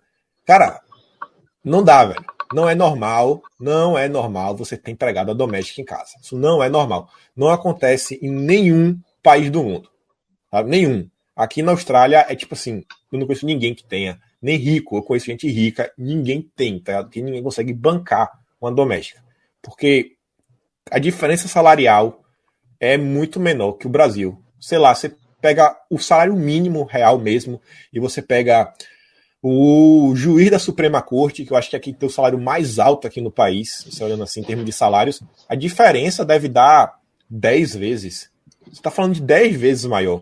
No Brasil, por lei, você está falando que na lei já é 40 vezes. Eu acho que é tabelado por lei, né? São 40 salários mínimos, eu acho. O salário do juiz Supremo, uma coisa dessa, 30 e poucos salários mínimos. Fora os benefícios. Você está falando na lei, que por lei, esse cara vai ter que ganhar 30, 40 vezes mais do que o cara da base da pirâmide. Cara, não tem como funcionar. Você pega o CREA. O CREA, o piso do engenheiro tem que ser 8 salários mínimos. Você está falando que obrigatoriamente o engenheiro tem que ganhar 8 vezes o que o cara da base tem que ganhar? Como é que você espera que o pobre consiga uma melhora de vida? Porque o pessoal, eu entendo quando o pessoal fala, a gente não tem que lutar pelo fim da desigualdade, porque desigualdade sempre vai ter e por aí vai. Só que a desigualdade no Brasil, cara, tá em outro patamar.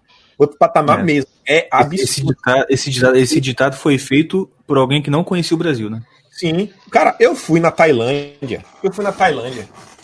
Não porque eu sou popstar nem nada. É que a gente ia tirar férias.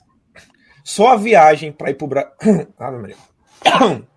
Só a passagem para ir pro Brasil no período que a gente ia ter férias, eu e minha mulher, dava $1.500 australianos, que dá R$4.500, que é o valor mais ou menos médio da passagem. $1.500 a passagem, para ir e voltar.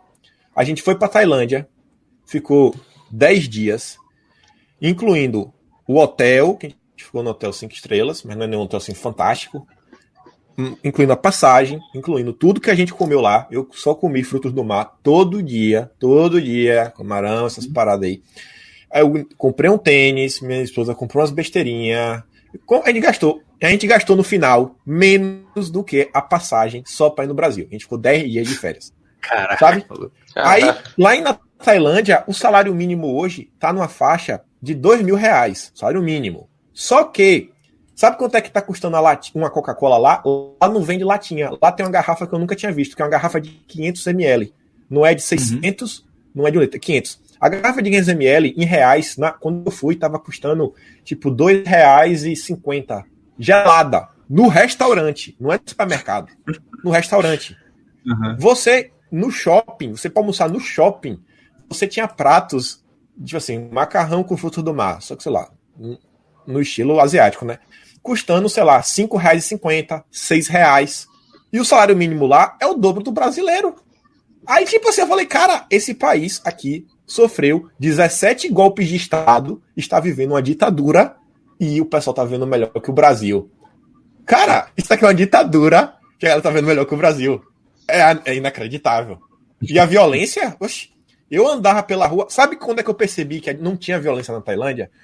Quando eu tava andando numa rua, feíssima, porque eu fui pegar os atalhos do GPS do Google, e aí, tipo assim, lá a gente andou que só, andar mesmo assim. Eu falei, cara, eu pra essas coisas assim, economizo até pra conhecer a cidade. E a gente andou na ruazinha que, tipo, tem um riozinho que meio que cortava a cidade, passava assim uns barquinhos, e aí tinha umas, tipo aquelas casas de palafita que avançou, e aí depois da casa de palafita, a prefeitura criou uma passarelazinha de concreto pra a galera poder andar e sair cortando por dentro da cidade. Eu passei por uma casa, que frente a essa casa, tinha um pé de jaca, tinha 3 jacas, assim, ó, só abre e come, perfeita. Uns 2 palmos meu, e olha que minha mãe é grande, eu tenho 1,90 m. A jaca tava na altura, assim, do meu tórax. 3 jacas, e ninguém roubou. Caraca. Será que no Brasil essa jaca teria chegado a esse tamanho e estaria lá? No meio da rua, assim, sem nada? Acho que nem o pé ia estar lá mais, meu. Nem o pé tava lá. Lá, pra você ter ideia, lá eles têm muita cultura de não entrar de sapato nos locais. Não só dentro de casa, mas também em ambientes comerciais. Comercial eu nunca tinha visto. Você passa na frente de um consultório de dentista, você vê lá tênis da Nike, essas coisas. Ninguém toca. Ninguém toca. Um país que é uma ditadura, 17 golpes de Estado, e que o salário mínimo é o dobro do Brasil, e que tudo é mais barato. E os eletrônicos lá é o preço internacional. Esse preço que você vê, sei lá, de... É porque nos Estados Unidos é fora da curva total, mas o preço, assim, Europa, Austrália, por aí vai, é o mesmo preço que você compra lá, qualquer eletrônico. Como é que você compara, velho? O Brasil, eu falei, cara, minha visão do Brasil só piorou. E muito com mais. Certeza. É absurdo. Eu vou tomar um antidepressivo aqui agora, tá? De licença. Não, cara. Você vê assim, o turismo lá, por isso que não tem turismo no Brasil. Você vai pagar hotel, hospedagem, comida, passeios, táxi. Lá eu só andava de táxi. Eu andava de táxi até a cidade, e aí da cidade eu ficava rodando a pé até voltar para casa. Aí depois eu pegava o táxi de novo. Só peguei táxi, tudo deu mais barato que apenas a viagem pro Brasil. Tailândia, que vive uma ditadura. E se você não precisa nem ser o caso de você sair da Austrália para o Brasil ou vice-versa. Se você, eu aqui, com a minha família, se eu quiser passar, eu vou passar o ano novo, eu vou passar um feriado qualquer em Salvador, na Bahia. E se eu quiser um negócio bacana, que eu vou falar assim, não vou me preocupar, vou ficar no hotel maneiro, igual você falou aí, um hotel chique. Cara, eu não tenho grana. Até para turismo interno aqui, o negócio é caro demais, entendeu? Sim. Se você quiser fazer um roteiro bacana e tal, você tem que ter muita bala na agulha, porque senão... Aí, quer ver outro exemplo? Uns exemplos assim, mais coisa, por exemplo, o classe média no Brasil, que é a classe mais odiada, né, do país, o rico não se importa e todo mundo quer criminalizar. O classe média sempre, sempre às vezes vai financiar o carro, vê ali a parcelinha que dá, sempre acaba pagando, 3 carros. Aqui na Austrália, nos Estados Unidos, você vai financiar um carro, você vê, além do carro ser, sei lá, extremamente barato, aqui, por exemplo, eu tava mesmo olhando uns carros esses dias. Você pega, por exemplo, o Cerato, que é um sedã, sei lá, extremamente caro no Brasil, né? Hoje em dia é um carro de alto luxo. Você pegar o Cerato, que não seja a versão GT, que é a versão Light Sport, que isso, aquilo, mas você pega assim, a versão top de linha do Cerato normal. Hoje ele tá saindo por $26.300. Aí para você comprar o carro, você só precisa ter $1.100, $1.150. Você vai na concessionária, dá os $1.150, e aí você financia o carro para 4 anos, pagando $150 por semana, que aí no final de tudo vai dar uns 32 mil no máximo. Ou seja, você vai pagar 6 mil de juros. Um carro que custa 26. No Brasil, você vai financiar uma coisa para um ano, você já paga, sei lá, 50% a mais. É tipo, tudo é difícil, tudo é inacessível, tudo é extremamente difícil, o salário é extremamente baixo, comida é extremamente cara.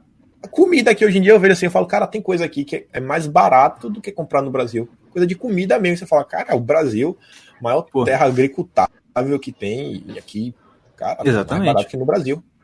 É fogo. Cara, muito obrigado pelo papo, foi muito bacana. Vamos marcar os próximos? À vontade. Show de bola. Palavras finais?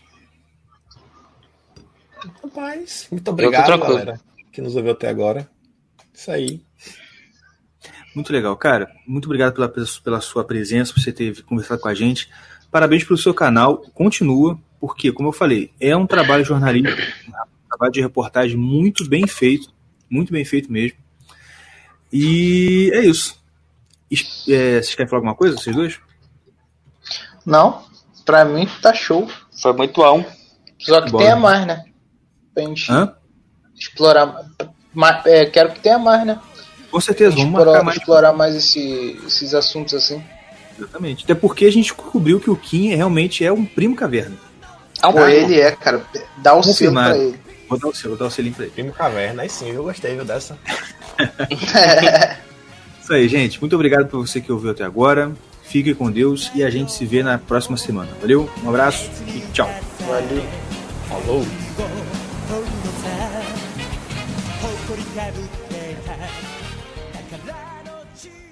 Irmãos Caverna Podcast, o podcast mais retrógrado, mais ultrapassado, mais anacrônico do Ocidente Próximo. Curta, compartilhe e ajude a espalhar a mensagem dos obsoletos. Até porque, quando se está na beira do abismo, o único progresso racional é voltar para trás.